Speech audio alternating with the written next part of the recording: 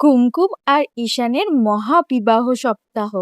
হ্যাঁ বন্ধুরা, কুমকুম ধারাবাহিকে নিয়ে চলে এসছে ধামাকাদার মহাবিবাহ এপিসোড। বেশ কয়েকদিন আগেই শুরু হয়েছে এই কুমকুম ধারাবাহিক। এই কয়েক মাসের মধ্যেই দর্শকদের কুমকুম ধারাবাহিকটি প্রিয় হয়ে উঠেছে।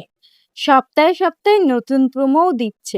তবে আজকের এই নতুন প্রোমোটি হতে চলেছে, চলো এবার আজকের এই নতুন প্রোমোতে আমরা কি কি দেখেছি সেটা নিয়ে আলোচনা করা যাক। একদিকে ঈশানের মা দুঃস্বপ্ন দেখে কুমকুমের সাথে ঈশানের বিয়ে, অন্যদিকে তারা দুজনেই পড়তে চলেছে এক দুর্ঘটনায়। কুমকুমের শ্বশুর মশাই কুমকুমকে দেখতে পারে না, আমরা সিরিয়াল দেখেই বুঝতে পারি।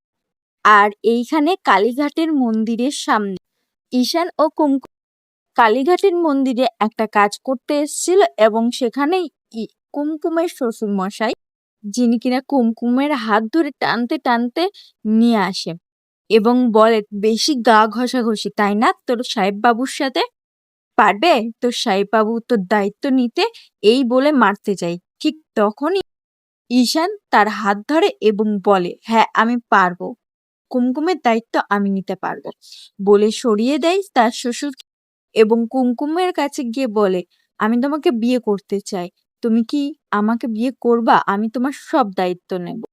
হ্যাঁ বন্ধুরা, এরপরে কি হতে চলেছে, কুমকুমের জীবনটা অন্যদিকে মোড় ঘুরবে। এরপর কুমকুমের মাথায় সিঁদুর পরিয়ে দেয় ঈশান। এবং বন্ধুরা, তোমাদের কি মনে হয় কুমকুম আর ঈশানকে কি ওই বাড়িতে মেনে নেবে সবাই? আম্মাও কি মেনে নেবে? ঈশানের মা তো মেনে নেবে না, এটা প্রোমো দেখেই বুঝতে পারছি। কিন্তু আর বাড়ির সকলে কি মেনে নেবে? কেমন হতে চলেছে কুমকুমের বিয়ের পরের এপিসোডগুলো? এই সমস্ত ধারাবাহিক জানতে হলে অবশ্যই আমাদের চ্যানেলে চোখ রাখতে হবে।